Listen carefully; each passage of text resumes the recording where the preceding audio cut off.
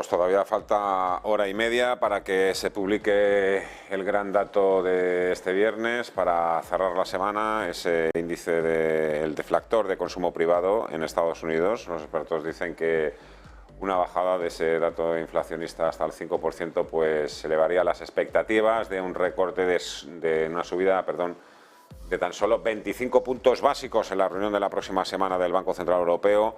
Veremos, de momento la verdad es que las bolsas se las prometen muy felices, estamos viendo ganancias de nuevo hasta ahora en las bolsas europeas, pero es que en el acumulado de la semana es tremendo porque, insisto, a falta de lo que pueda suceder en la recta final de la jornada y tras la publicación de ese dato de inflación en Estados Unidos, en el semanal el IBEX 35 sube un 1,7%, el Dow Jones otro 1,7%, pero es que el S&P 500 se revaloriza un 2,21% y el Nasdaq ha llegado a subir ya por encima de un 3% solo esta semana. Cuarta semana de ganancias en las bolsas. Saludamos ya a David Galán de Bolsa General. Hola David, ¿qué tal? ¿Cómo estás? Muy buenas tardes. Hola David, Hola, ¿qué tal? ¿Me oyes? Muy buenos días. Nada, iba a decir David que parece que las bolsas están cotizando el mejor de los mundos. Sí, estamos en un momento bueno del mercado. Ya comentábamos que cuando hay mucha negatividad, el mercado suele recuperar y es lo que teníamos, casi consenso bajista. Y poco a poco pues ha habido índices que han ido dando señales de mejora, ¿no? Primero, quizá Europa, con el FTSE a la cabeza. Hay que decir que la bolsa de Reino Unido la tenemos en zona de máximos de toda la historia. Tenemos bolsas nórdicas también muy cerca de máximos. Y luego también recuperación muy fuerte de índices de periféricos, ¿no? Europeos, como el IBEX, Italia, Portugal, que incluso empezó la subida mucho antes. Portugal, mientras el mercado bajaba, fue capaz de subir. Y en el caso del IBEX, pues efectivamente, en IBEX dividendo, por ejemplo, estamos ya cerca de los máximos de toda la historia, y en el IBEX, que no tiene en cuenta los dividendos, pues ya atacando pues muy cerca de las resistencias clave que tendríamos en los máximos de noviembre de 2021, que serían 9.198. Ya digo, estamos cerca de ese nivel, 310, que son los máximos de junio. Sí que es cierto que el movimiento está bastante extendido, desde que rompió la zona de la media, que comentábamos que era resistencia y normalmente superar la zona media es algo positivo. Luego vemos que la zona de la media pasó a ser nivel de soporte y apenas ha tenido descanso, ¿no? Desde los mínimos que generó en el mes de octubre, que es donde empezó el gran rally en Europa.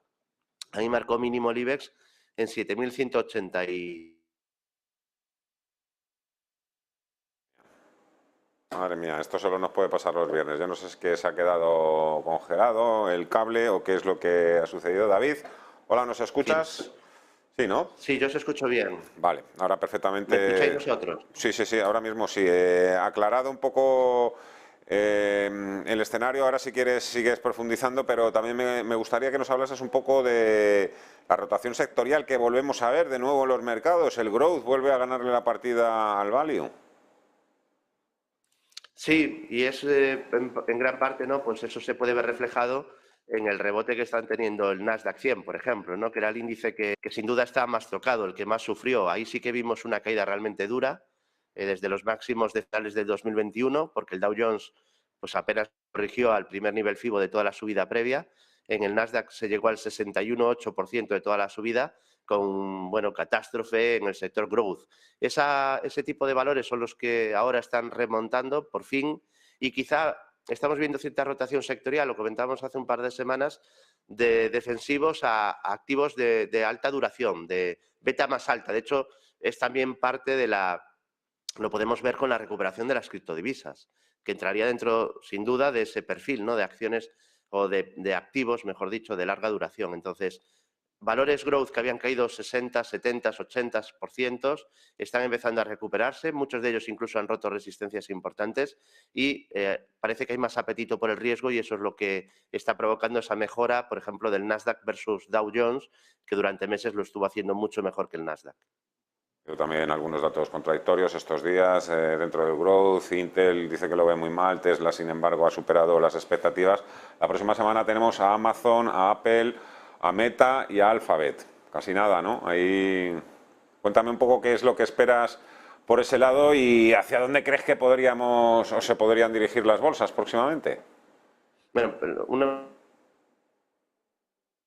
un pequeño growth, de hecho, hace ya tiempo que comentamos que es una acción bastante peligrosa, está pasando un bache muy largo, veremos si luego es capaz de superarlo, que a veces ocurre. Por ejemplo, Boeing ha estado 3-4 años con un bache importante a nivel fundamental y bueno, pues aquí parece que le ha comido la tostada a otras compañías tipo AMD, ¿no? Y luego sobre resultados, yo creo que un poco esta semana está dando pistas, ¿no? Está viendo resultados que todavía reflejan que el daño económico aún no se está viendo demasiado, de hecho el dato de PIB también ayer va un poco en esa línea, todavía el primer trimestre no parece que va a ser muy duro a nivel de resultados empresariales y luego que las expectativas ahora mismo están más bajas, lo cual es positivo. Pasa lo contrario a lo que pasaba quizá hace un año, donde dando resultados buenos las acciones se desplomaban o dando resultados un poquito peor de lo que se esperaba, los bajistas y las caídas eran durísimas. Entonces, partimos de expectativas menores, probablemente eso es positivo de cara a la presentación de resultados, que al final casi es una moneda al aire, porque hay de todo, te puede tocar una subida de un 6, de un 7, de media, hay que decir que un valor en Estados Unidos de media el día de presentación de resultados se mueve un poquito más de un 5%, y obviamente eso es mucho porque tenemos que tener en cuenta que acciones de carácter defensivo se van a mover menos del 5%, con lo cual acciones como las que me comentas ya del sector tecnológico normalmente pueden estar en torno al 7% de media en el día de presentación de resultados. Pero bueno, yo creo que hay compañías que se han quedado a valoraciones bastante bajas. De hecho, estuve revisando el PER de Alphabet y hace una semana o dos estaba en mínimos de valoración de 10 años a nivel de PER, con lo cual, bueno, pues eso es algo positivo de cara a que el mercado se pudiera sorprender al alza a pesar de que los resultados no sean espectaculares. En conclusión. Bueno, pues yo creo que estamos en un mercado que ahora mismo tiene más apetito por el riesgo después de un momento de corrección muy complejo. Todavía hay muchos nubarrones en el horizonte. Hay ese gran riesgo quizá para este año 2023 de que una vez que se consiga pues un poco llevar los tipos a donde se quiere y la inflación también rebajarla de manera clara, que yo creo que ese trabajo ha estado bien hecho por parte de la FED, que pudieran venir efectos de segunda ronda y una inflación más persistente que obligue luego a tener que volver a subir tipos, ¿no? Yo creo que ese es el gran riesgo del mercado y creo que el mercado ahora va a empezar a mirar más el crecimiento del PIB y la economía y no tanto ya la inflación, que pasa quizá a ser una segunda preocupación. Ese es el gran cambio que estamos viendo ahora mismo en el mercado. ¿Hay que seguir estando defensivos? ¿Tú en tu cartera lo sigues estando? Sí. Yo intento ir sincronizado con el mercado, ¿no? Y si venimos desde hace un par de semanas hablando un poco de rotación sectorial, creo que también un inversor debe de estar sincronizado con el mercado y viendo los cambios que hay en el mercado, ¿no? Entonces creo que ya ha habido compañías growth que han hecho suelo y que se puede tomar quizá algún riesgo más, ¿no? Siguiendo lo que digo, el análisis técnico, la fuerza de mercado y la rotación que se va produciendo. Entonces ya hay valores growth que están en tendencia alcista y luego pues los ganadores de siempre, ¿no? Sector lujo, lo tenemos algunas acciones ya en subida libre, y hay valores tipo Louis Vuitton que no paran de subir, aunque somos más de intentar comprar compañías de enorme calidad tras las caídas, cuando forman algún suelo. Esos serían quizá valores que simplemente no hay que desprenderse de ellos si se tienen en cartera. Perfecto. David Galán, Bolsa General, muchísimas gracias. Hasta pronto, cuídate. Buen fin de semana. Un placer y muy buen fin de semana. Bueno, son inversores profesionales los que pueden sincronizar, ¿no?, el momento con el día a día en los mercados. La verdad es que las opiniones, lo que digamos nosotros, son tan efímeras y las bolsas tan cambiantes que antes de ser leídas o de ser comentadas ya están prácticamente anticuadas. A ver qué sorpresas nos depara ese dato de inflación en Estados Unidos, pero sobre todo la próxima semana, que será muy calentita, muy movidita. Que paséis buen fin de semana, que seáis libres y felices. Adiós.